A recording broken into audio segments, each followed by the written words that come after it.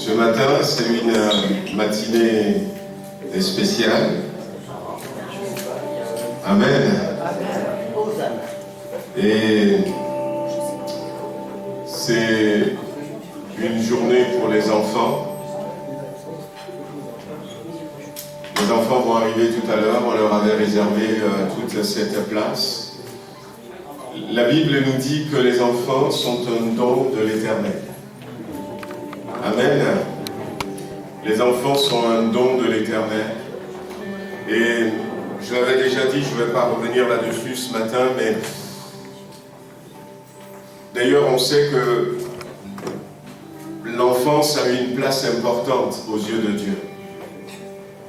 Pourquoi? Parce que quand Dieu a décidé de venir dans ce monde, même s'il y a eu quelques apparitions dans l'Ancien Testament, que nous appelons l'apparition de l'Éternel, l'ange de l'Éternel, eh bien Dieu avait décidé de s'incarner dans un enfant, de naître comme un enfant. Et la Bible a bien dit, un enfant nous est né, un fils nous est donné. Le Seigneur a voulu passer par cette étape, une étape importante de la vie. Et lorsque nous, on devient des chrétiens nés de nouveau, non pas simplement des gens qui adhèrent à une certaine religion, et pas du tout à la religion chrétienne, mais quand on reconnaît que nous avons besoin d'être sauvés, nous donnons notre vie à Jésus-Christ, la Bible dit qu'il fait de nous des enfants de Dieu. Non pas des hommes, des femmes de Dieu, mais des enfants de Dieu. Vous voyez, Dieu aurait pu choisir autre chose, mais Dieu est resté là, à ce stade, et on est appelé bien sûr à grandir en tant qu'enfant, à progresser, mais c'est une étape importante. D'autant plus importante qu'à un moment donné, Jésus va s'adresser à de grandes personnes que nous sommes ce matin, à ces hommes, ces femmes qui étaient autour de lui, en disant que si vous ne devenez pas comme des enfants, vous ne pouvez pas rentrer dans le royaume de Dieu. Alors je crois que Dieu ce matin va utiliser cette matinée où les enfants vont intervenir au travers de chants, de sketchs, et il y aura des moments d'encouragement spirituel. Je crois que le Seigneur va utiliser cela. Et puis nous avons aussi le grand plaisir d'avoir avec nous Anthony Granger de Porte Ouverte qui est avec nous, qui nous partagera un peu sur Porte Ouverte et qui nous partagera aussi sur quelques conseils de Dieu. Amen. Voilà donc, avant de leur laisser la place aux enfants, on va prier, remettre cette matinée entre ses mains bénies. Amen. Tu ne veux pas prier, Philippe? Vas-y. Seigneur mon Dieu, nous sommes dans la joie, Seigneur, de nous retrouver encore ce matin, Seigneur, dans ta maison, Seigneur, dans ta présence, Seigneur.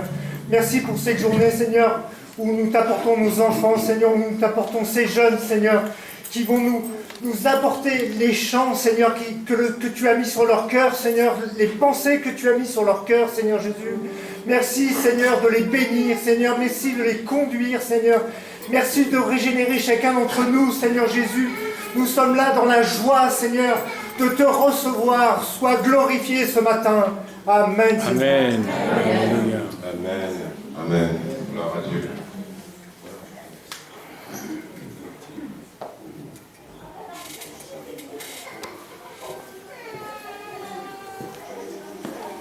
Brille en moi, me flamme en moi, le jour de mon cœur, cette flamme en moi, brûle les malheurs, je sens qu'elle est là, sa douce lueur, et en moi.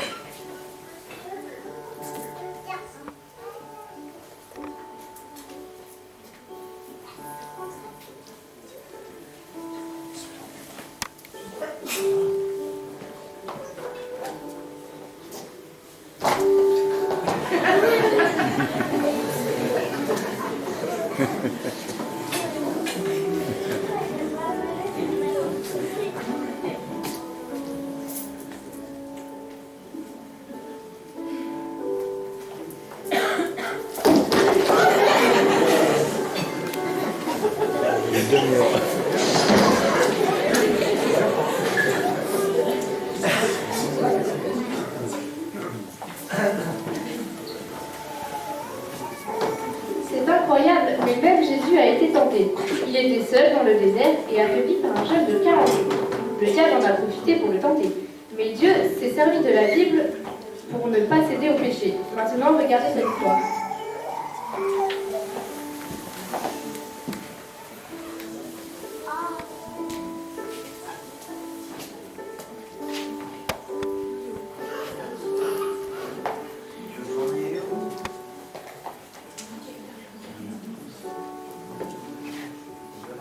Il est écrit, l'homme ne vivra pas de pain seulement, mais de toute parole qui sort de la bouche de Dieu. Il est aussi écrit, tu ne tenteras point le Seigneur ton Dieu.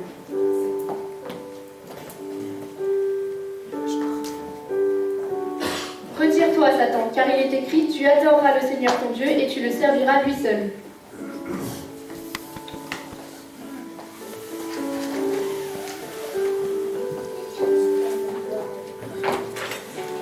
Dans la Bible, il y a des dizaines de personnes qui ont résisté au mal et d'autres qui ont échoué. À notre époque, certaines tentations ont changé, mais le combat reste le même. Sous forme de sketch, nous allons vous présenter nos tentations.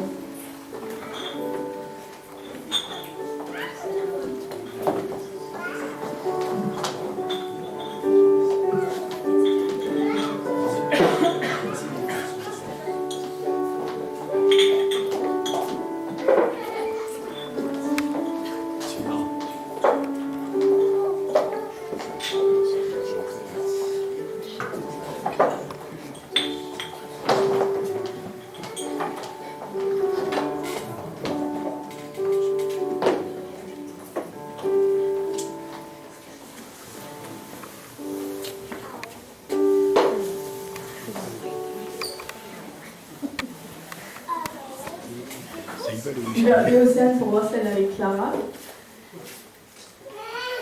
Salut Océane, c'est avec Clara?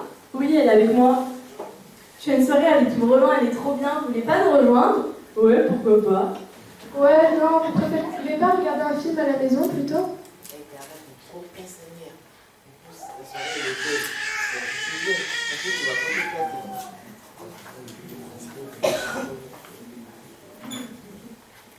On arrive. 30 minutes plus tard, les filles arrivèrent. Ah, les filles, trop cool, vous êtes venues. Oula, mais vous avez bu combien de bières déjà?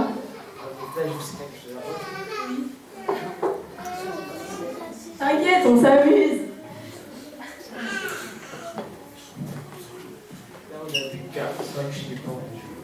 De toute façon, on n'a pas demandé l'alcool, c'est Oh oui.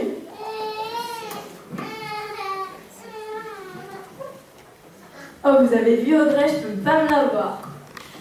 Ouais, en plus il paraît qu'elle a déjà joué avec Thomas et Maxime. C'est pas toi qui aimais bien Kigan? Je croyais que t'aimes bien aussi, tu sais pas, je t'ai rencontré avec lui. Oula, mais ça va pas la tête, non, ça marche pas comme ça. Oh là là, mais qu'est-ce que tu peux être coincée? Mais c'est vrai, t'es chrétienne. Ouais. Non.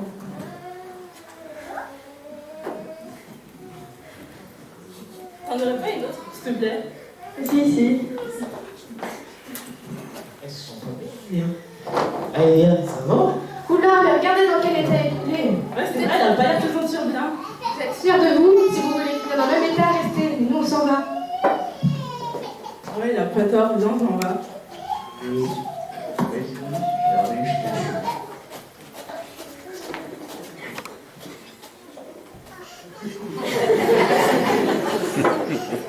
je vais je te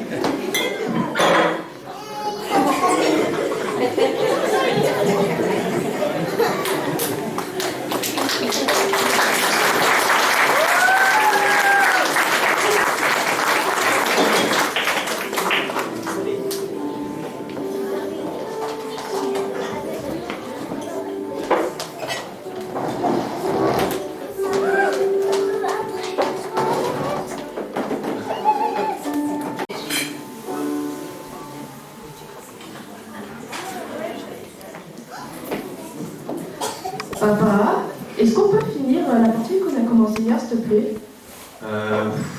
On doit aller dans l'église dans moins de 10 minutes là. Allez, s'il te plaît. Allez, tu sais quoi, on a le temps d'en faire une, allez viens. Ouais, super, je vais encore gagner. Ouais, alors cette fois-ci, t'as rêvé. Mais moi aussi, je vais jouer. Allez viens. Plus on est fou, plus on rit. Allez. Arrête, triche.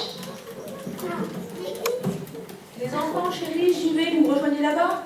Oui, t'inquiète, on finit la partie et on est là. Allez, carapace dans ta tête. Allez, toujours moi. Et voilà. C'est qui le meilleur? Je t'ai promis tout le long, t'as triché. Chérie, je suis rentrée. Il a fait vite Lolo, hein. Ah non, ça fait déjà trop ça. Ah ouais. Go. D'accord. Deuxième dimanche. Allez, cette fois-ci, je ne penserai pas revoir. Je me suis entraîné toute la semaine. Bien sûr, tu vas rien faire. J'espère que vous êtes habillés, on part à l'église, c'est l'heure. Oui, maman, je sais, mais je suis pas encore habillée. Et puis en plus, on joue là. Et puis, de toute façon, on dira dimanche prochain. Ok. Faut venir tout de suite. Ah, c'est naze. Allez. Je ne te laisserai pas faire. Sinon, de toute façon, plus dans votre chambre, il a tout gagné. Allez. C'est ma triche. Troisième dimanche. Ah, c'est bon, je suis saoulé là. J'en ai marre, toujours la même chose avec vous là. Je sais pas comment vous faites, mais il y a la triche, c'est sûr. Ah, t'es trop vieux pour jouer. Et donc, on va jouer de toute façon. Quoi? Toi, nul. Toi, tu veux dire qu'il est nul. Alors franchement, Pas déjà, tu finis dernier à toutes les courses. De 1. De 2, t'arrêtes pas de tricher à chaque fois. Tu te pratiques les manettes. Hein? Qu'est-ce que ça veut dire? Hein, toi? De quoi? Bah, toi, tout le temps, tu nous lances. Je suis d'accord, Tu ramasses, ouais, tu triches. Mais allez, vous avez l'épreuve ou comment ça se passe? Ah. Ouais, stop, ça suffit. Allez, on arrête. Depuis qu'on passe notre dimanche à jouer, tous nos jours, tous nos dimanches à jouer, on fait que se disputer. C'était pas comme ça avant. Donc vous allez poser vos manettes directement, on va finir de s'habiller et on rejoint maman à l'église. Bon, d'accord.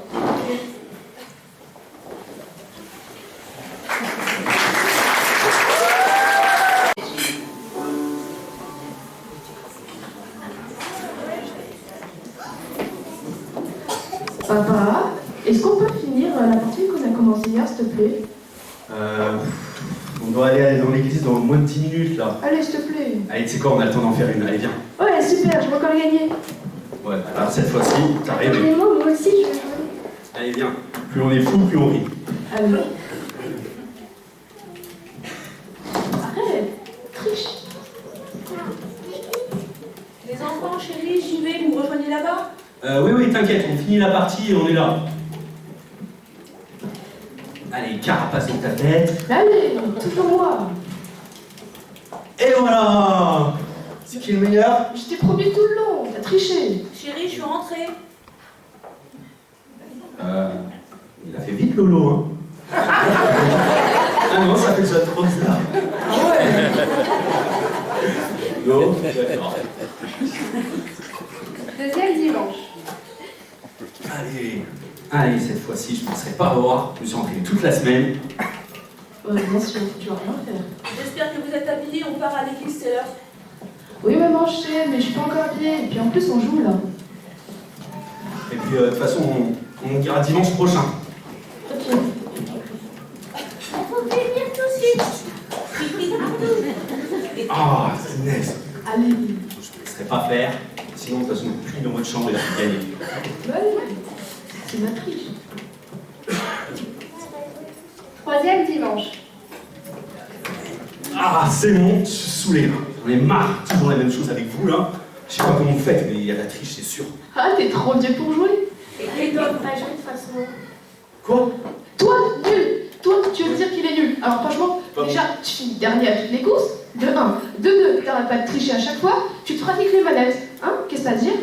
Bah, toi De quoi?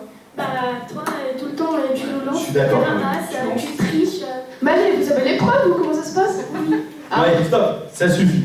Allez, on arrête. Depuis qu'on passe notre dimanche à jouer tous nos jours, tous nos dimanches à jouer, on fait que se disputer. C'était pas comme ça avant. Donc vous allez poser vos manettes directement, on va finir de s'habiller et on rejoint maman à l'église. Bon, d'accord.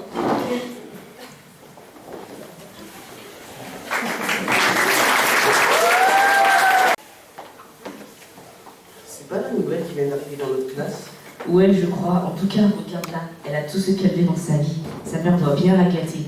Ouais, t'as raison, elle a de la chance. Si seulement on pouvait avoir ce qu'elle a.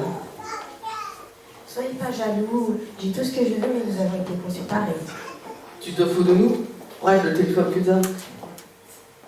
On est peut-être conçus pareil, mais visiblement pas avec les mêmes avantages. Viens, on va le rejoindre. Avec ça, on va pouvoir s'acheter tout ce qu'on veut. Quelques jours plus tard, Hey! On tenait à te rendre ton téléphone. Nous avons été pris de remords et nous te demandons pardon de t'avoir fait du mal. Excuse, acceptez, je vous pardonne. Peut-être qu'on pourrait devenir amis et peut-être que vous pourriez venir au club ado avec moi après les cours. Vous verriez, on s'y amuse bien et j'ai un super mono. Pourquoi pas?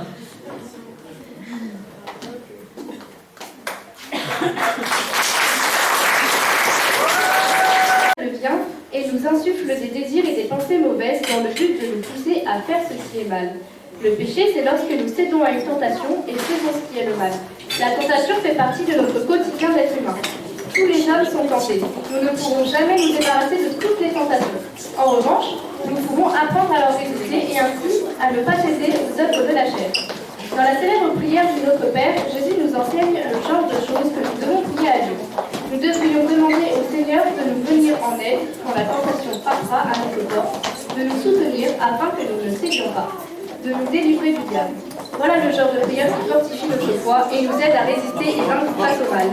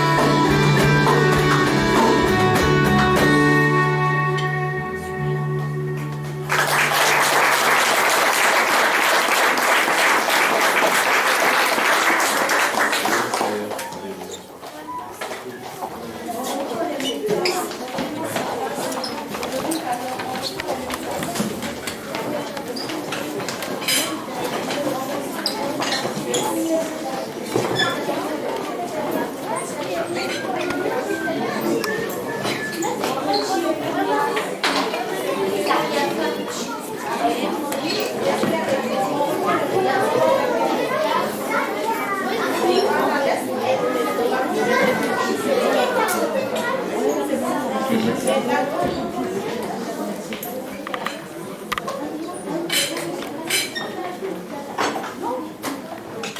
que tout le monde a une place au niveau des enfants? Voilà, on peut récupérer maintenant quelques chaises.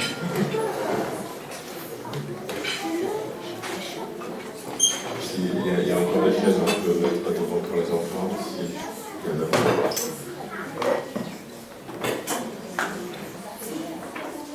Voilà, on veut applaudir encore les enfants.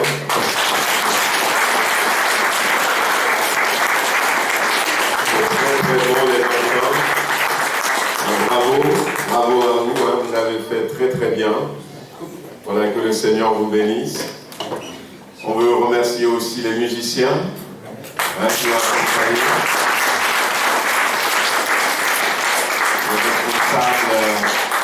Les animateurs, des enfants, tout ça qui ont pu les mobiliser. Je sais que c'est pas toujours facile. Puis on veut remercier Julie pour terminer.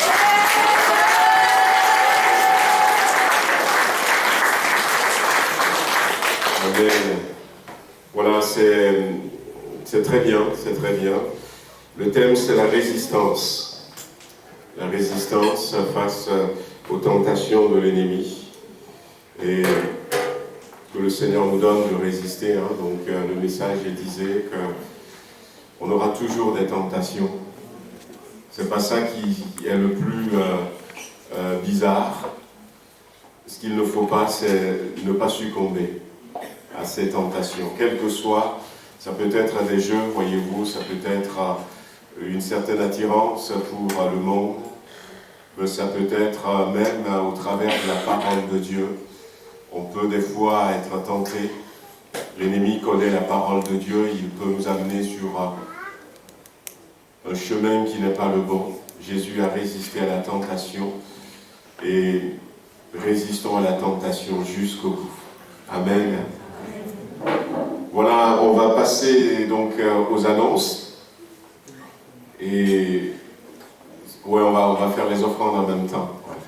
Voilà, donc le frère va passer peut-être avec quelqu'un d'autre pour les offrandes en même temps. Alors au niveau des annonces, voilà, donc soyez les bienvenus. Peut-être que vous êtes avec nous hein, ce matin pour la première fois, ou voilà, ça fait les premières fois que vous êtes avec nous. Sachez que nous apprécions hein, votre présence avec nous. N'hésitez pas, si vous avez des questions, si vous voulez en savoir un peu plus, de venir vers nous tout à l'heure. Voilà, en tout cas, que le Seigneur vous bénisse, alors que vous êtes avec nous. Alors, au niveau des annonces, voilà, donc, on est là, hein, donc, culte spécial enfant. Voilà, donc, chant, sketch, encouragement. Et on aura notre frère Anthony Granger qui va nous apporter tout à l'heure quelques paroles. Le dimanche prochain, alors on a prévu un pique-nique au plan d'eau du bord de l'Ambre. Donc vous connaissez un bord de Saône. Vous passez à côté de Lidl, vous allez tout droit. On a prévu un pique-nique le dimanche à partir de 12h30, 13h. On peut se retrouver là-bas avec un pique-nique. Nos frères et sœurs de Tara vont se joindre à nous pour ce pique-nique. Et après, donc au plan d'eau hein, donc, du bord de l'An, on va pouvoir faire un service de baptême. Voilà, dimanche après-midi, après le pique-nique. Donc il y a 3 personnes qui vont prendre le baptême. Donc on va le faire là. Venez nombreux, invitez des amis. Amen. Nous, on a vu, on va s'organiser, on partira avec une ou 2 tables, avec quelques chaises grises pour nos personnes âgées, pour que si jamais il manque de place, voilà, donc prévoyez votre pique-nique et puis on croit de tout notre cœur qu'on va passer un bon moment dans la communion fraternelle et aussi un bon moment spirituel. Amen. Voilà. Le samedi 24 juin, donc les jeunes ont une sortie donc, au PAL. puis le vendredi 30 juin, donc ça va être la dernière réunion de jeunesse avec un repas comme ils ont l'habitude de faire. Donc il y a Arnaud et Pascal qui sont toujours à disposition. S'il y a des jeunes qui se sont joints à nous récemment, eh bien, vous pouvez les contacter pour eh bien, intégrer déjà pour l'année prochaine le groupe de jeunesse. Qu'est-ce qu'il faut dire encore? Alors on a prévu le dimanche prochain, donc il y a le pique-nique, mais le dimanche qui va suivre, le 2 juillet, alors un temps de jeûne et prière après le culte. On va, à partir de midi et quart, midi 30, on va rester là, on va prier. On va prier. Le thème, c'est « Ne baisse pas la garde ». Et ça, c'est Jésus qui va le dire à une église, « Sois vigilant, ranime et raffermis ce que tu as encore, avant que cela ne vienne à mourir complètement ». On a placé ce temps de jeûne et prière avant l'été, parce que à l'horloge de Dieu, sur son agenda, on sait que les temps sont tellement courts et on ne veut pas, même si on s'arrête un peu pour 2 mois, qu'il y ait des pertes, qu'on se dissipe. Voilà, on veut garder le cap, on veut rester debout, on veut rester concentré sur l'essentiel, même en vacances, ne pas oublier que bientôt la trompette va sonner. Donc on veut passer ce temps, se remettre entre les mains du Seigneur. Voilà, donc je vous le dis déjà, préparez-vous, on aura ce temps de jeûne et prière. Puis voilà, il y aura un camp d'évangélisation du 13 au 16 juillet, donc sur Tarare et ses environs, 4 jours sur Tarare et ses environs. Donc ce sera de l'évangélisation de rue et de porte à porte. Alors c'est vraiment un camp d'évangélisation, donc il y a besoin de 8 participants. Voilà, donc on va louer gîte pour les participants. Il y aura des temps de formation, des temps de ressourcement, 4 jours pour aller dans les rues de Tarare et ses environs. Il y aura une réunion le samedi soir à l'église de Tarare. Le dimanche qui va suivre, il y aura un culte d'évangélisation. Donc c'est sur inscription et ça va coûter 60 € par personne, par participant. Donc l'annonce est faite à Tarare, l'annonce est faite ici. L'annonce même est faite aussi aux autres pasteurs de la sous-région pour voir s'ils ont des frères et des sœurs qui veulent consacrer, donner 4 jours de leurs vacances, de leur temps pour évangéliser. Alors on veut bien sûr privilégier nos églises parce que je crois qu'il va y avoir pas mal de retombées spirituelles pour Tarare et ses environs, pour notre église, pour nous-mêmes. Alors si vous êtes intéressés, eh bien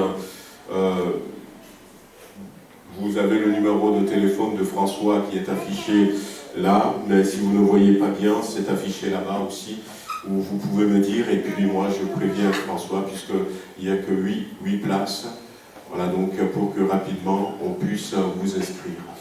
Mais en tout cas, on prendrait le temps pour prier pour ça.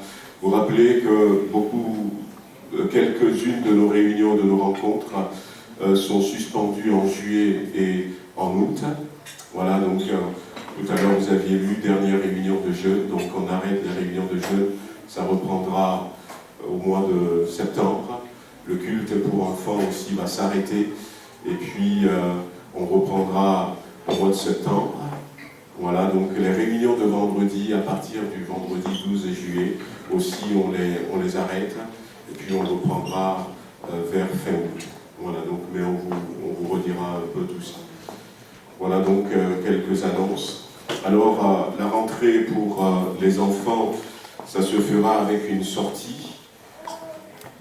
Je cherche Josias. Voilà, donc la rentrée, on fera une sortie pour les enfants. Et la GEF va prendre en charge une bonne partie de ce que ça va coûter cette sortie. Donc c'est pour ça aussi que ce matin, dans le cadre de la GEF, il y a des gâteaux, il y a de petites choses qu'on vous propose pour pouvoir organiser cette sortie qui doit coûter coûter environ dans les 25, on avait vu avec Josias la dernière fois, qui doit coûter environ 25 € par enfant. Et on voudrait que tous nos enfants puissent y aller pour recommencer l'année. Donc c'est une sortie qui est prévue vers mi-septembre, je crois le 16 septembre. Mais on prépare ça déjà. Donc tout à l'heure à la sortie, si vous voulez acheter un petit truc, n'hésitez pas. Un gâteau, tout le monde mange de gâteau. Voilà. Je ne sais pas s'il y en a qui ne mangent pas de gâteau. Voilà, donc que tous les gâteaux disparaissent. Voilà. Et puis il y a de jolies choses qui ont été faites avec cœur, avec amour, pour soutenir cette sortie des enfants. Voilà donc, on va prier et puis je vais laisser la place donc, à notre frère Anthony, vous savez, donc il va nous parler un peu de portes ouvertes que vous connaissez, pour certains d'entre vous, peut-être certains ne connaissent pas portes ouvertes. Que le Seigneur le bénisse et que hier il était à la route de Riotier avec nos jeunes et quelques autres jeunes qui étaient là. Et Pascal me disait que c'était bien, c'est très bien. Ouais. Donc merci Seigneur. Je te laisse la place, Anthony. Mais on va simplement remercier le Seigneur avant de laisser la place au frère. Seigneur notre Dieu, nous voulons te remettre encore le reste de cette matinée. Merci pour nos enfants. Merci pour les musiciens. Merci pour les animateurs, les monos de nos enfants. Merci Seigneur pour Julie. Merci pour ces moments qu'ils nous ont fait passer. Donne-nous Seigneur de retenir l'essentiel. Nous sommes appelés à résister jusqu'au bout, à ne pas baisser les bras. C'est dans ce sens même, Seigneur, que nous plaçons ce temps de jeûne et prière que nous aurons. Ne baissons pas les bras, mais restons debout, quelles que soient les difficultés, quelles que soient les tentations. Merci de bénir la suite de cette matinée, de bénir l'intervention de notre frère qui nous parlera de ta part, mais qui nous parlera ou nous présentera aussi cette belle œuvre qui est porte ouverte au nom de Jésus-Christ. Amen.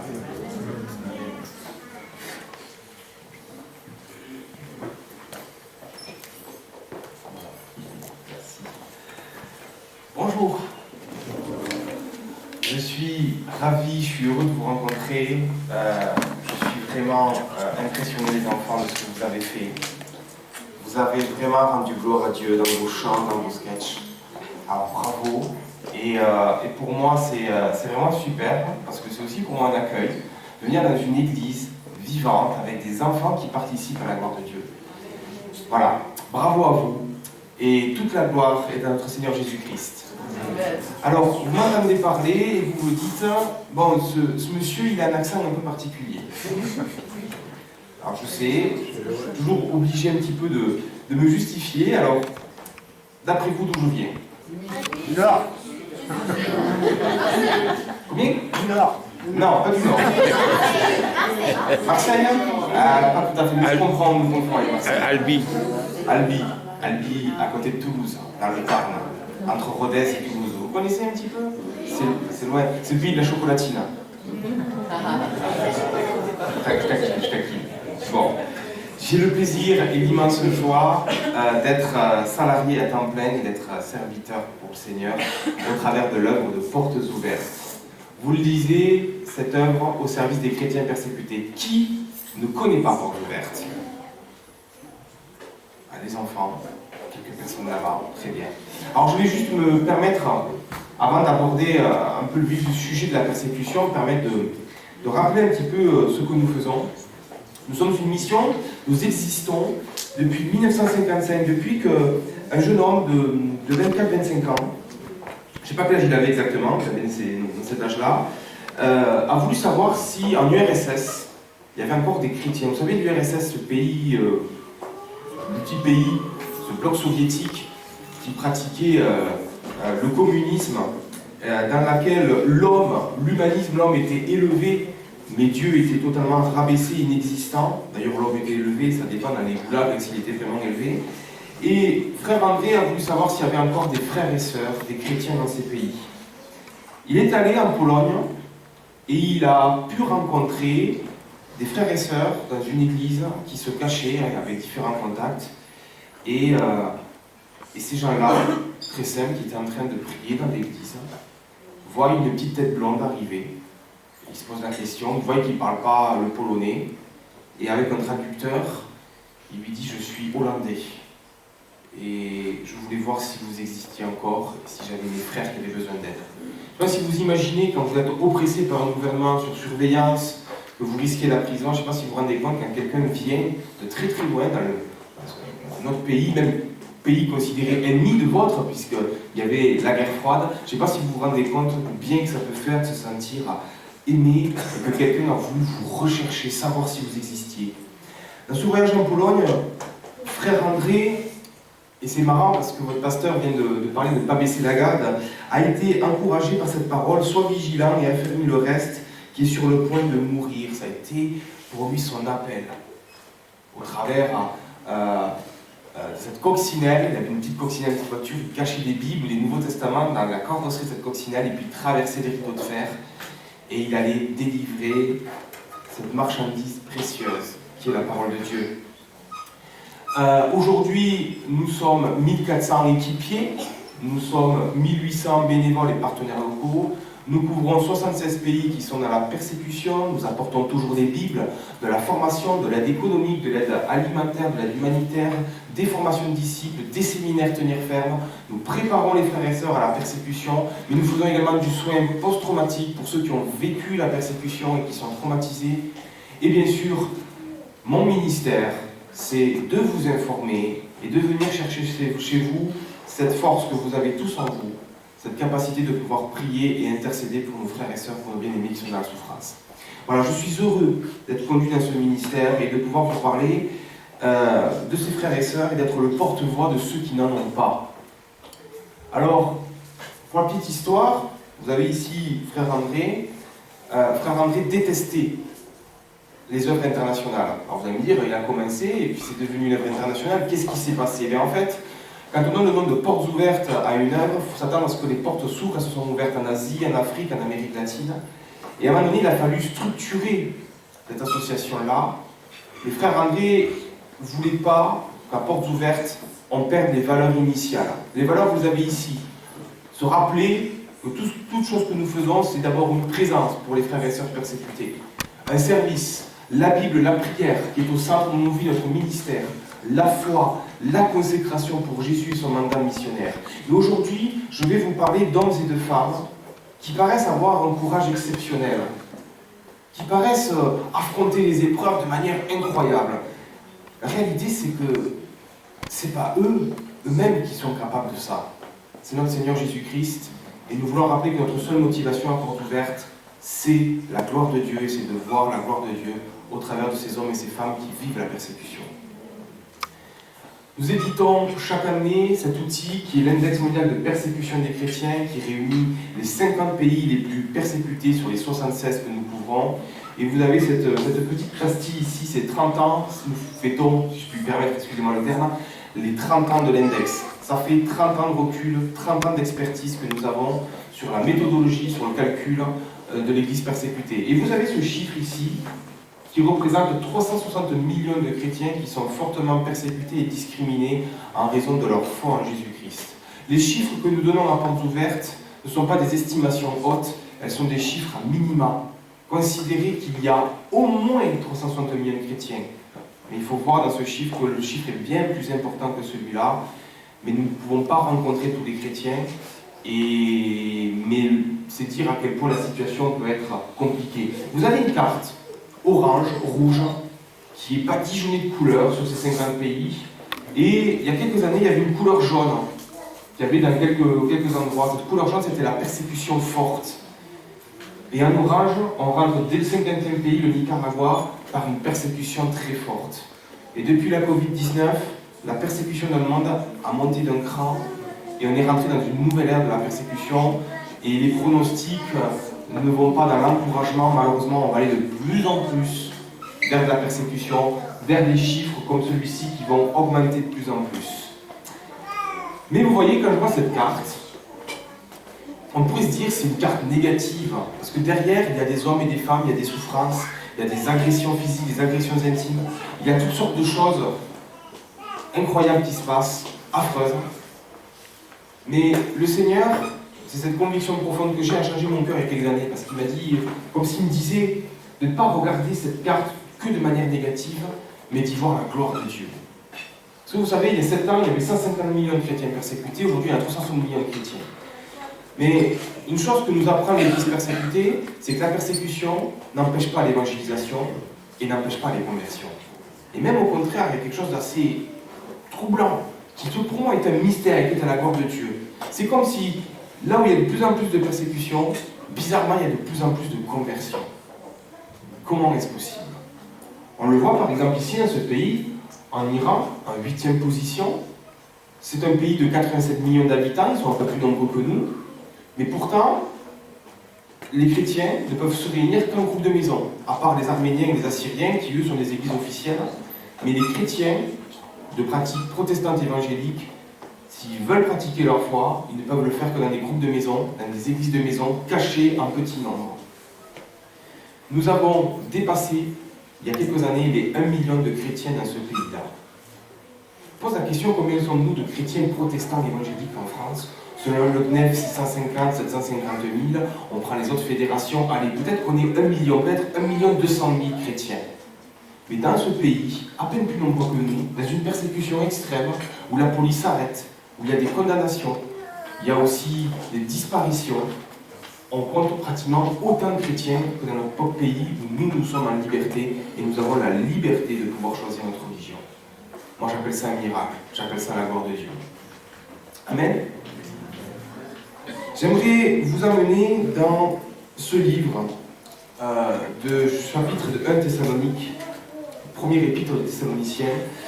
Ce que nous allons lire là est, d'après de nombreux commentateurs, probablement le premier livre, les premiers écrits, excusez-moi, que Paul ait écrit. Il semblerait même que c'est chronologiquement, par date de création, le premier épître, les premiers écrits du Nouveau Testament. Les évangiles n'ont pas été écrits, le premier écrit chronologiquement qui semble apparaître dans la Bible, c'est cette première épître aux Thessaloniciens. Thessaloniciens est une église, et nous allons lire ce passage et on va essayer de comprendre pourquoi ce chapitre premier il est si beau, il est si intense, du moins il est intense à mon cœur. On va lire ensemble. Paul et Sylvain et Timothée à l'église des Thessaloniciens, qui est en Dieu le Père et en Jésus-Christ le Seigneur, que la grâce et la paix vous soient données. Il faut lire ce passage avec le sourire.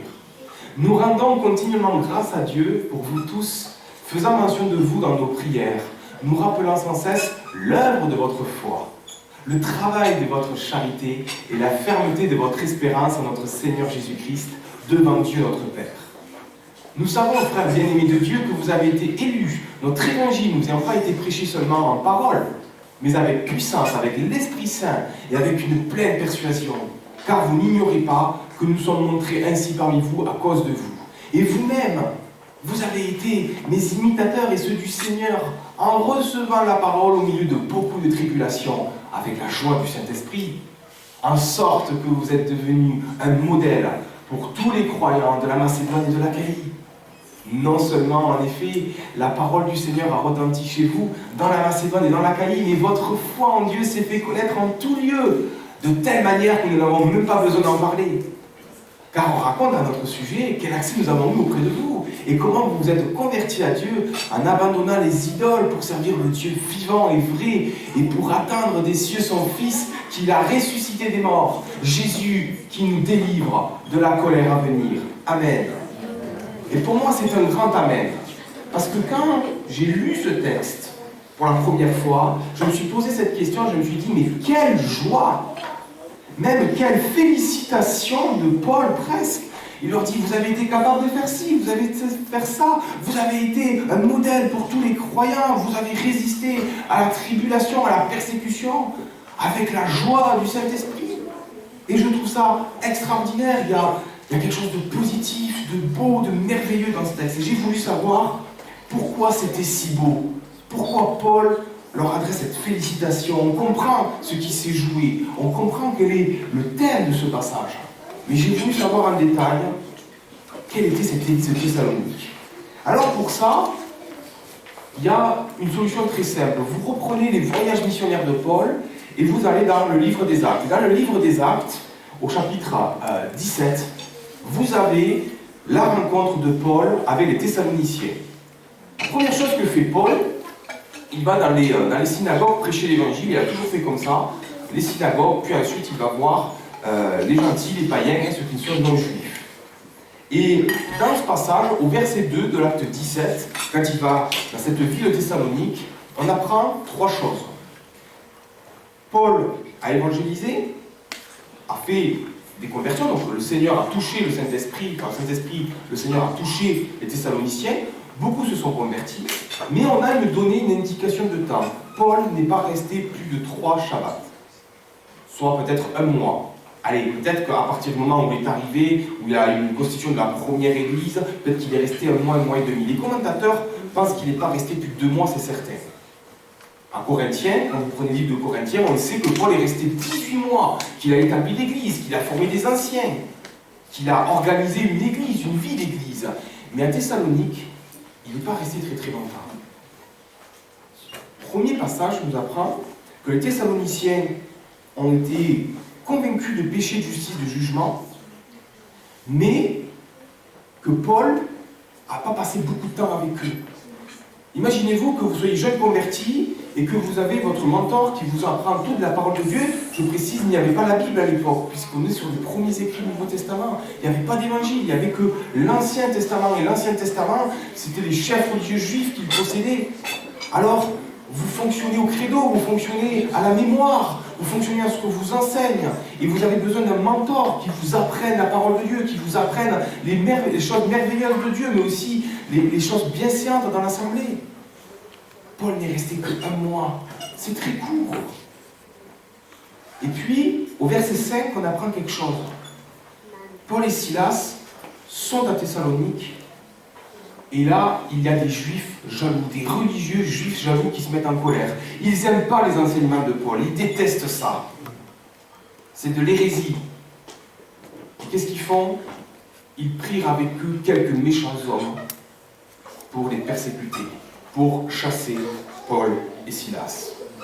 Et ce qu'on apprend dans ce texte, où Paul n'est pas resté très longtemps pour enseigner cette église, d'ailleurs le thème de cette épître thessalonique, c'était de les enseigner sur les temps de la fin, parce que les frères et sœurs étaient tellement zélés pour le Seigneur, qu'il y en a qui s'arrêtaient de travailler, pensant que Jésus allait revenir là dans quelques jours, dans quelques semaines.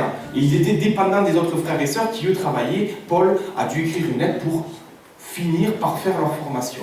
Mais ce qu'on apprend, c'est que Paul n'a pas pu finir cette formation de base, puisqu'au verset 10, aussitôt les frères de Thessalonique firent partir de nuit Paul et Silas pour Bérée. De nuit. Vite, Paul, partez. C'est trop dangereux, c'est trop risqué. Allez-vous-en. Ils vont vous tuer. Et puis, pire encore, quand on continue chapitre acte 17, on sait que Paul et Silas sont partis à Bérée, c'est à 180 km de Thessalonique, et une fois arrivés à Bérée, quand les juifs, les religieux juifs de Thessalonique, ont su qu'ils étaient à Bérée, ils sont partis à Bérée, alors que pourtant la parole avait bien été reçue par les religieux juifs à Bérée. Ils ont été soulevés, les juifs de Bérée, et rebelote, Paul et Silas ont été encore persécutés et chassés de Bérée. J'essaie de me mettre à la place de Paul et d'avoir compassion pour cette jeune église de Thessalonique qui s'est convertie en peu de temps, dans lequel je n'aurais pas eu le temps de pouvoir tout leur enseigner de la parole de Dieu. Imaginez-vous que vous avez été chassé d'une telle violence que vous vous posez des questions. Est-ce que si je reviens dans quelques années ou dans quelques mois, est-ce qu'il y aura encore cette église? Est-ce qu'elle existera? Est-ce qu'elle aura pu tenir ferme? On peut s'imaginer, et c'est une imagination, hein, c'est pas marqué dans la Bible, hein, je le conçois, mais on peut s'imaginer très facilement Paul en priant le Seigneur et dire: Seigneur, s'il te plaît, fortifie cette église, qu'elle ne perde pas les graines, qu'elle ne perde pas la racine de sa foi, et que malgré cette persécution terrible à laquelle nous avons été victimes, qu'elle puisse continuer à subsister. Je peux imaginer l'inquiétude de Paul, je peux imaginer son angoisse, et on peut tous s'imaginer, par ignorance aussi, que peut-être cette Église ne va pas tenir à la persécution. J'aimerais vous parler juste de l'Inde, pays qui est numéro 10 de notre index. Depuis l'arrivée de Narendra Modi, ce monsieur que vous avez ici, en 2014, c'est le nationalisme hindou, l'Hindutva, l'Inde aux hindous, avec un projet horrible d'exterminer toute autre forme de culte. On parle d'extermination. On avait lancé une campagne de prière il y a quelques années, internationale. Les extrémistes ont vu nos sites internet, ils ont vu qu'on priait pour l'Inde. La première chose qu'ils ont fait, ils ont voulu retrouver tous nos équipiers et les assassiner. Il a fallu qu'on suspende notre campagne de prière par sécurité pour nos équipiers et il a fallu déplacer nos équipiers. Ça a été terrible. C'est une persécution extrême. Et j'aimerais vous parler de ce frère, de ce bon pasteur, frère Avdresh, que j'aime beaucoup. Frère Avdresh, il est pasteur de sa petite communauté dans un village reculé en Inde. Et voici qu'il y a des extrémistes hindous, des religieux hindous, à l'image des religieux juifs de l'époque de Paul. Vous les reconnaissez avec le t-shirt orange, avec des méchants hommes qui ont pris notre frère, qui l'ont violenté, qui l'ont rasé une partie de sa pilosité, qui l'ont humilié de telle manière qu'il n'est pas permis d'en parler, encore moins devant des enfants, et qui l'ont mis sur une humiliation suprême dans son village, là où il est, c'est l'exposer sur un âne en public, devant les frères et sœurs qui regardaient, et devant être humiliés avec la huée des gens. Quelle humiliation, pauvre frère Avdresh. Nous avons été remplis de compassion, nous avons été le voir, et nous avions posé la question à frère Avdresh, pourquoi tant de colère, pourquoi tant d'humiliation? On commençait à le plaindre, et il a dit, je vous arrête, tout de suite. Je n'ai pas honte de ce qui s'est passé. Parce que mon Sauveur, mon Seigneur, celui que j'aime, celui que vous aimez aussi, lui aussi il est monté sur un âne à l'entrée triomphante, souvenez-vous. Il n'a pas eu peur de monter sur un âne. Alors pourquoi moi j'aurais peur d'avoir été exposé sur un âne, même humilié? J'ai accepté Jésus-Christ, et en acceptant Jésus-Christ, j'ai accepté aussi de souffrir pour lui. Pourquoi aurais-je honte de souffrir les souffrances de Christ? Waouh, il nous a arrêtés. Quelle force! C'est possible d'être converti, c'est possible de vivre dans un milieu de persécution et d'avoir cette force, ce caractère exceptionnel qui vient du Saint-Esprit, de vous tenir ferme dans la foi en Jésus-Christ. Dans cette épître de Thessalonique, nous avons ce magnifique passage où on comprend un peu mieux le tissage qu'il y a eu dans cette église. Paul lui dit, nous rappelons sans cesse l'œuvre de votre foi, le travail de votre charité, la fermeté de votre espérance en notre Seigneur Jésus-Christ. Ça, c'est le verset de ce passage. Nous apprenons en Thessalonique que Paul les encourage et même les remercie, les félicite quelque part, c'est toute la gloire est à Dieu, parce qu'ils ont œuvré, ils ont travaillé dans leur foi à rester dans la foi en Jésus-Christ, à garder, malgré le trouble, leur confiance en Jésus-Christ, quelles que soient les épreuves et les tribulations qu'ils ont vécues. Ils ont œuvré dans la foi. Ce n'est pas une simple foi où on dit « je suis chrétien et puis je vis ma vie comme d'hab ». C'est « je suis chrétien, mais je mets en exergue ma foi ». Je ne la montre pas pour dire « je suis chrétien », non, je la mets en exergue. Quand Dieu nous dit « aimez votre prochain comme vous-même », mais je vais faire une action pour aimer mon prochain comme moi-même. Quand on me dit de servir, je sers. Quand je fais l'obéissance de Dieu, je la fais. Et même si ce n'est pas facile, même si c'est difficile, je veux te servir. Je vais mettre ma foi. Je suis touché, converti. Et cette foi que j'ai en toi, je reconnais ton amour pour moi à la croix. Et je veux la mettre en exergue pour toi, Seigneur. Paul nous apprend également le travail de votre charité. Vous avez tissé des liens d'amour. Et pour cause, ils attendaient tellement le retour du Christ imminent qu'ils devaient probablement se réunir régulièrement et s'attendre avec joie à Jésus et travailler dans leur amour. Rester ensemble, s'aimer les uns les autres malgré les différences. Certains même ont supporté de devoir assister certaines personnes. Mais qu'importe, nous sommes une famille. Et puis, magnifique, la fermeté en votre espérance, de votre espérance en notre Seigneur Jésus-Christ. Ça, je crois que c'est quelque chose de merveilleux, qu'il ne faut pas, en tant que chrétien, qu'on oublie. Gardez les yeux rivés sur cette espérance, cet héritage qui ne peut se flétrir, se souiller, ni se détruire, à laquelle nous est réservé de magnifiques trésors dans le ciel. Et c'est ce qui caractérisait cette église de Thessalonique, de rester dans ce confort, de rester dans cette espérance. Que nous étions simplement des résidents temporaires sur terre, mais que nous étions plus, ou pas forcément citoyens de la terre, mais nous étions citoyens du ciel. Et ça, c'est l'appel que dit Paul. J'aimerais vous parler de la Corée du Nord. Corée du Nord, pays numéro 1 depuis plus de 21 ans. Ce pays, c'est un régime stalinien communiste.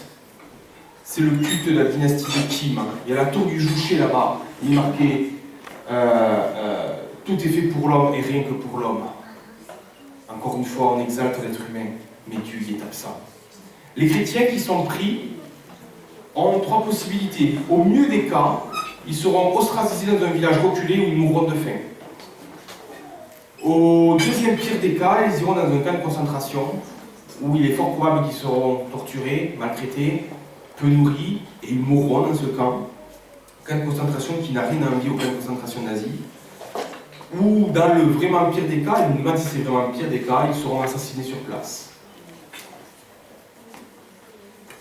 Et comment se fait-il que dans ce pays aussi hostile, il y ait entre 300 000 et 400 000 chrétiens? La Corée du Nord est pour moi un exemple extraordinaire de chrétiens qui sont là et qui continuent à vivre leur foi, cachés, face à une société qui n'hésitera pas à les briser. Vous savez ce qu'on fait? Je vois qu'il y a des enfants. Dans les écoles primaires, on apprend les enfants à reconnaître des Bibles. Si tu vois papa et maman qui possèdent une Bible, on va jouer à un jeu. Va le dire à ta maîtresse et tu gagneras des points. Alors l'enfant va rapporter à sa maîtresse: ah, j'ai lu une Bible de papa, maman. Ouais, c'est vrai. Mais le soir, le gamin, il rentrera pas chez lui. Par contre, ses parents, oui, ils seront dans un village reculé, ils seront dans un camp de concentration.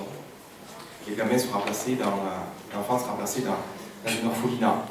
Et il culpabilisera toute sa vie d'avoir dénoncé ses parents. Ou peut-être il les haïra d'avoir été des chrétiens. Tellement qu'il y a une oppression, une manipulation mentale dans ce pays. Et pourtant, nous avons un camp de réfugiés, nous accueillons ces chrétiens qui viennent de Corée du Nord, qui arrivent à fuir la Corée du Nord, et nous les accueillons, nous en prenons soin, nous leur donnons du temps de repos, avec la parole de Dieu, nous les enseignons, nous leur donnons de la nourriture, et beaucoup disent: il faut que je reparte. Pourquoi tu veux repartir? Parce que là-bas, il y a ma famille en Christ qui est restée. Et la Bible que j'ai, eux, ils l'ont pas. Et je connais le pays, j'en suis sorti, je peux rentrer et ressortir. C'est dangereux, il y a le fleuve Tunmen, hein. Il y a les militaires nord-coréens qui tirent sur ceux qui s'échappent, il y a les militaires chinois qui tirent sur ceux qui essaient de rentrer dans le pays. Aucune chance. Il y en a qui arrivent à passer. Vous allez voir le témoignage d'une sœur qui aurait pu rester en exit, qui aurait pu sortir définitivement de la Corée du Nord et embrasser une vie bien plus confortable, avec une liberté de religion bien plus confortable que ce qu'elle avait. Mais par l'amour, le travail dans votre charité, comme dit Paul, qu'elle avait pour ses frères et sœurs, elle est revenue.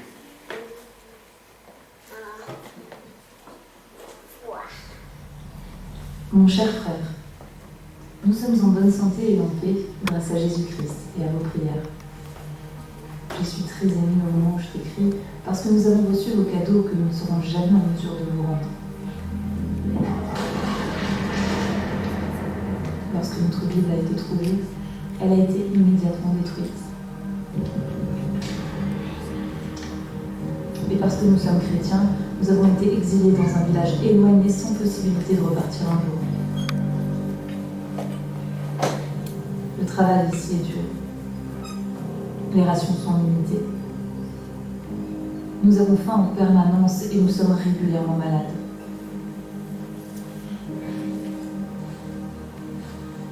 Nous devons chercher de la nourriture pour survivre. Mais chaque matin, quand j'ouvre les yeux, je sens la présence de Hanum, le Seigneur, et je remercie notre Dieu que j'ai encore assez de force pour le servir. Même si ça a été très difficile, j'ai pu récemment traverser la frontière chinoise.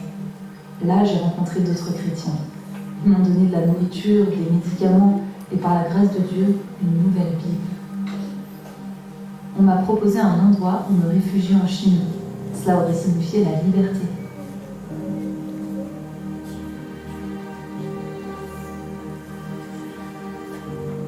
Mais je ne pouvais pas abandonner ma famille et mon église, même si elle est petite.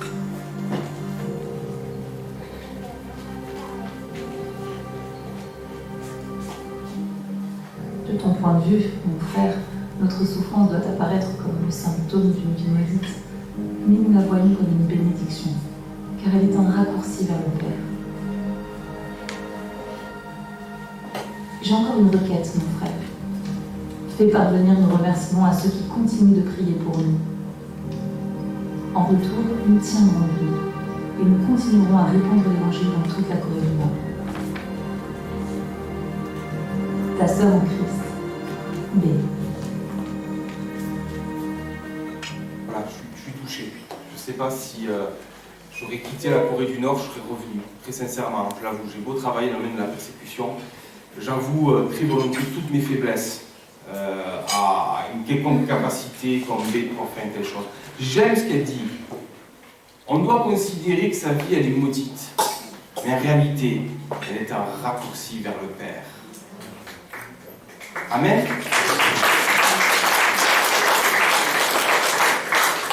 Elle n'a rien, pas de richesse, pas de bien. Oh si, elle a la plus grande de toutes les richesses, mais vous l'avez aussi.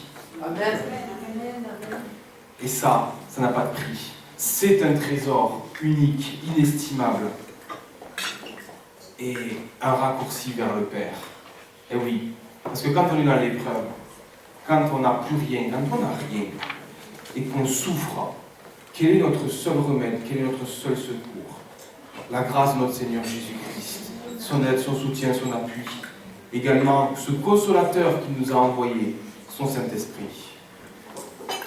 Je reviens aux Thessaloniciens comme B, et je pourrais dire, voilà, toi-même B, tu as été une imitatrice de Paul, tu as reçu la parole au milieu de beaucoup de tribulations, avec la joie du Saint-Esprit. Qui t'a porté, qui t'a amené à l'obéissance. Et c'est merveilleux d'avoir un compagnon comme le Saint-Esprit. J'en parlais hier aux jeunes, celui qui révèle le péché, de justice, de jugement, celui qui nous guide, celui qui nous amène aussi à la paix, à la plénitude de l'Esprit. Ils ont été, les Thessaloniciens, des imitateurs. Alors vous savez, il y a une chose qu'il faut comprendre, c'est que je me dis comment Paul a pu être mis au courant. Mais parce que Paul a envoyé, on l'a aussi dans la parole de Dieu, il a envoyé Timothée refaire une tournée pour aller visiter les églises que Paul avait visitées. Et il est probable que quand Timothée est revenu de sa tournée, imaginez un petit peu cet empressement que probablement Paul devait avoir en envoyant Timothée et se dire Timothée, l'église thessalonicienne. Et c'est Timothée qui a rappelé, qui a donné des nouvelles de cette église et qui a dit mais Paul, ils ont résisté avec la joie du Saint-Esprit, ils ont été des imitateurs, il y a eu telle tribulation, ils ont été là. Mais Paul, il y a quelques petits problèmes, il faut que tu écrives une lettre pour pouvoir faire leur formation parce que, voilà, mais c'est normal, tu n'es pas resté très longtemps. Mais Paul, ils sont là, ils sont toujours vivants. Toi, tu as été obligé de fuir en pleine nuit parce que tu risquais de mourir. Eux sont toujours là. Waouh, gloire à Dieu. Ils ont été les imitateurs de Paul et même bien plus. Et les imitateurs du Seigneur.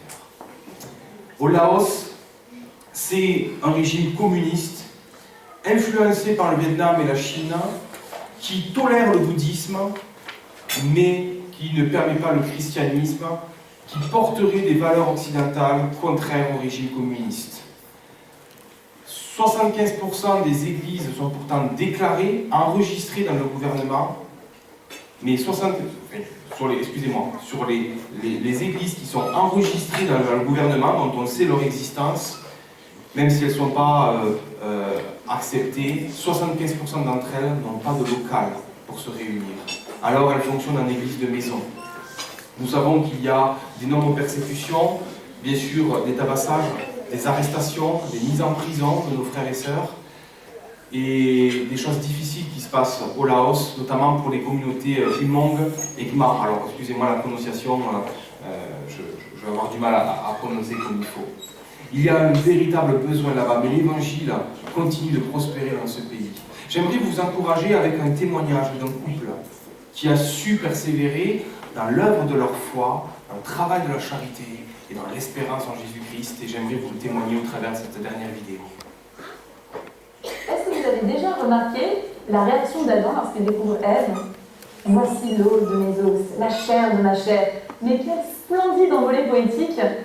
Ce verset me fait penser à une histoire que je vais vous raconter, celle d'un Laotien et d'une Laotienne extraordinairement unis face à l'épreuve.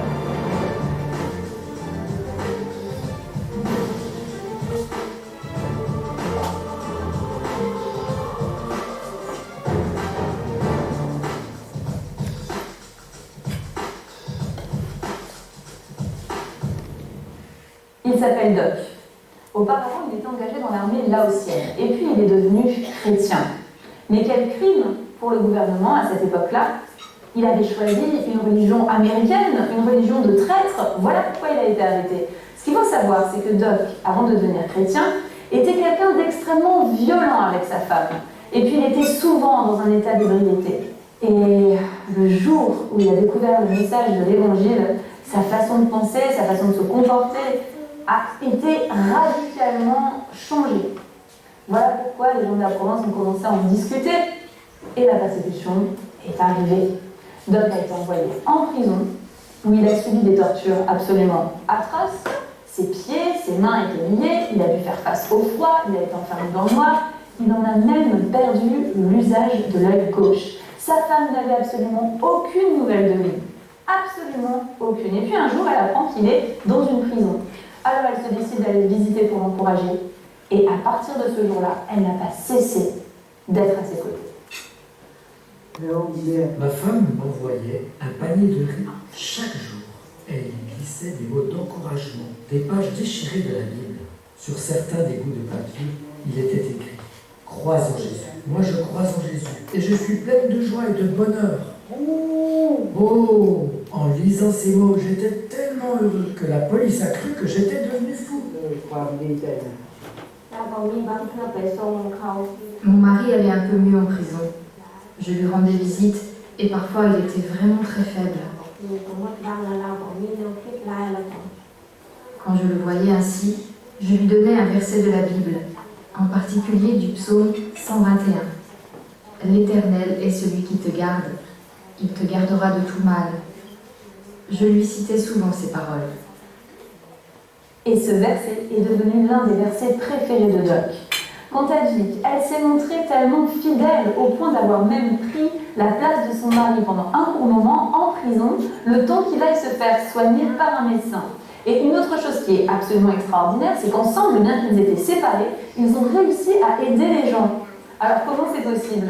Très simplement, Doc a annoncé l'évangile aux prisonniers à près de 500 personnes, et une fois que ces personnes sont sorties de prison, ils sont allés voir Jake.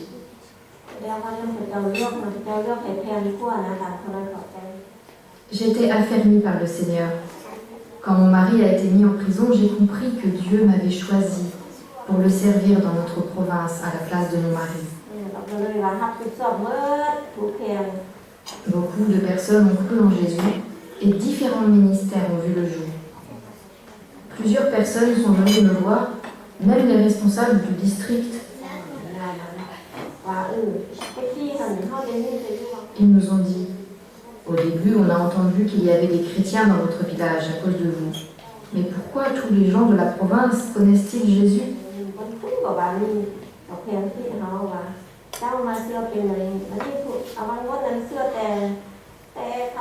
Je ne prêchais pas l'évangile, je croyais et j'avais foi en Dieu.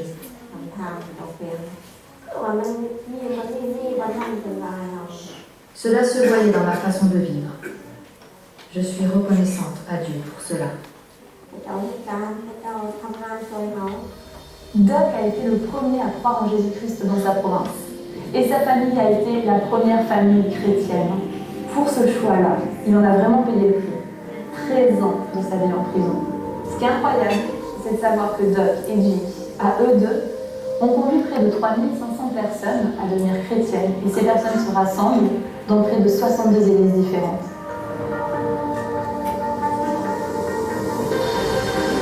Jake a encouragé son mari alors qu'il était en prison, en lui écrivant des versets qu'elle glissait dans un bol de riz. Suivons l'exemple de Vic pour encourager ces nombreux chrétiens qui sont persécutés dans le monde. Il y a des veuves, des orphelins et aujourd'hui même des personnes qui sont encore en prison. Alors écrivons-leur, car nous le savons, une parole réconfortante, c'est un arbre de vie.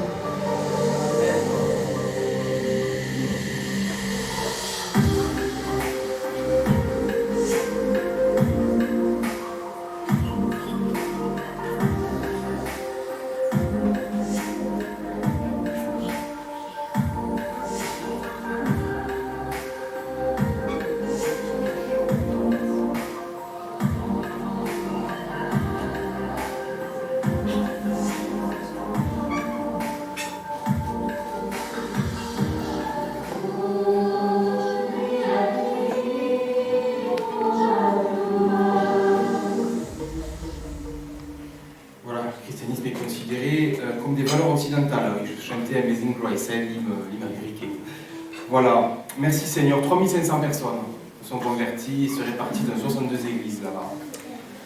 Alors, voilà, Avdrecht, B, Belgique, en sorte que vous êtes devenus un modèle pour tous les croyants de la Macédoine et de l'Achaïe.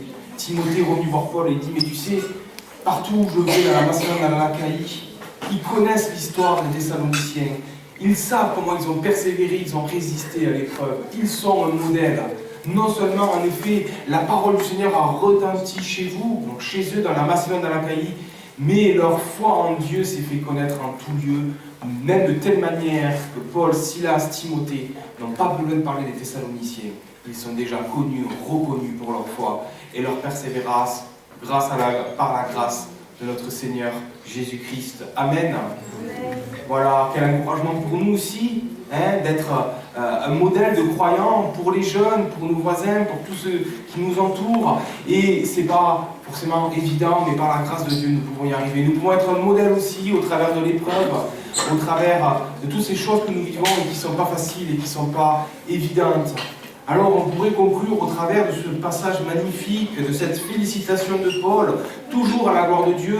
Soyons les imitateurs de Christ dans la souffrance, avec une foi opérante, active, remplie de bonnes œuvres. Une foi qui a envie de dire, Seigneur, c'est tellement bon ce que tu as fait dans ma vie, je veux le communiquer, je veux le partager, je veux aider mon frère, ma soeur dans le besoin. Je refuse le légalisme et je veux embrasser l'amour. Je veux dire la vérité sur le péché, mais je veux aussi dire la vérité sur la grâce que tu as faite pour enlever le péché aux hommes, Seigneur. Non pas par nos propres forces, mais simplement par un don gratuit et immérité. Un amour qui est totalement dévoué aux autres, qui se travaille entre nous dans la communion fraternelle. Et surtout être inébranlable dans l'attente du retour de Jésus. Cultiver cette patience. Oui Seigneur, c'est pas facile. Oui, la société parfois nous montre une évolution tout à fait incroyable et parfois on se pose des questions. On se pose des questions. Mais Seigneur, un jour tu vas revenir. Bientôt tu vas revenir. Et nous serons ensemble avec toi et nous te célébrerons pour l'éternité. Amen. Voilà, j'aimerais juste vous encourager, si jamais vous avez été encouragé par les témoignages, nous avons d'innombrables témoignages à vous partager avec la manifestation de la gloire de Dieu et du Saint-Esprit. Nous avons le magazine de Portes Ouvertes, c'est 5,50 € un an d'abonnement. En fait, on aimerait le donner l'abonnement, mais on n'a pas le droit pour des raisons légales. Un abonnement, ça ne se donne pas, ça se paye. Donc du coup, on fait payer la somme symbolique de 5,50 € et vous avez 10 numéros, une fois 5,50 € et vous avez un an d'abonnement. Et si vous ne vous réabonnez pas derrière, c'est pas grave, on continue à vous l'envoyer, et puis il n'y a pas de souci, voilà. Mais vous pouvez vous inscrire, vous recevrez les actualités, les dossiers, les témoignages et le calendrier mensuel de prière pour prier pour un sujet de prière par jour. Voilà. Également, je ne sais pas si vous avez une activité d'église le jeudi soir, mais tous les mois, le 4e jeudi de chaque mois, sauf au mois d'août, parce que c'est les vacances quand même, 4e jeudi de chaque mois, nous nous réunissons sur une plateforme. Nous l'avons fait jeudi dernier, je l'ai animé avec le responsable régional de Paris, ce qu'on appelle un Zoom de prière, et on est entre 100 et 200 personnes, on se réunit et on prie pour des thèmes de l'église persécutée, on vous met dans des petites salles, et on avait jeudi dernier quelqu'un qui était de Los Angeles, un Français de Los Angeles, du Québec, du Cameroun, on avait quelqu'un des Philippines, du Vietnam également, donc on a des Français qui se connectent un petit peu partout. et qui se joignent à nous dans cette prière pour prier pour l'Église persécutée. Je vous encourage à regarder le 3e jeudi de chaque mois sur notre site internet où vous pouvez vous abonner à la newsletter. Voilà. Je voudrais vous remercier et je voudrais juste conclure par la prière parce que dans cet encouragement de Paul, c'est aussi un encouragement pour nous. Vraiment à mettre en pratique et mettre en action la foi que nous avons pour lui et à rester ferme. C'est possible pour les Thessaloniciens qui n'avaient pas beaucoup d'enseignements, d'avoir résisté à cette oppression avec leur foi. Alors on va prier, chers frères et sœurs. Seigneur, nous te bénissons et nous te louons, Seigneur. Aujourd'hui, Seigneur, nous avons vu ta gloire. Nous l'avons vu au travers des enfants, Seigneur, qui t'ont loué, qui se sont donnés à toi, Seigneur. Et nous te remercions, Seigneur, et nous te louons pour ce que tu as fait pour Abdrej, B, Doc et Jig, et pour tout ce que tu fais pour tous les frères et sœurs. Nous voulons te prier, Seigneur, te remercier de ce soutien, de cette ferme assurance à notre Dieu, en toi, notre Sauveur Jésus-Christ. Mais nous voulons aussi te prier pour nos bien-aimés, afin que tous ceux qui seraient faibles soient réconfortés, soient solidifiés, soient affermis par ton Saint-Esprit, Seigneur. S'il y a quelqu'un qui est sur le point d'abandonner, qui crie à toi, nous te prions, Seigneur, de le visiter. Seigneur Jésus, nous voulons aussi te prier pour nous, parce que nous avons aussi besoin de toi dans notre vie. La France est un champ missionnaire et nous voulons aussi répandre ton évangile de grâce partout. Alors Seigneur, si dans nos épreuves, nos vicissitudes de la vie, Seigneur, tu vois parfois nos souffrances et nos peines qui doivent être prises en compte, Seigneur, nous te prions de nous encourager, de nous fortifier, mais de nous garder, Seigneur, dans cette foi opérante, dans ce travail de l'amour entre nous et de nous garder attachés à cette espérance, Seigneur. Tu as fait dire à ton apôtre Paul, par inspiration de l'Esprit, il n'y a pas de commune mesure entre les souffrances que nous vivons sur terre et la gloire céleste à venir. Mais Seigneur, nous proclamons cette parole, Seigneur, que même si nous souffrons, Seigneur, nous te restons fidèles et nous voulons continuer à te servir, parfois quel qu'en soit le prix, même si c'est difficile, même si c'est pas facile, Seigneur. Nous te bénissons et te louons, Seigneur Jésus, pour la gloire de Dieu. Amen. Amen. Soyez bénis, mes frères et sœurs, et bon dimanche. Oui, la table, oui, je suis juste là. Voilà. Voilà, donc merci à Anthony. Voilà, merci pour le travail qui se fait au travers de portes ouvertes. Oui. Merci aussi de ce que le Seigneur permet que nous ayons ces retours pour être au courant de ce qu'ils vivent, de ce qu'ils traversent. Les chrétiens qui sont dans certains pays, c'est pas facile.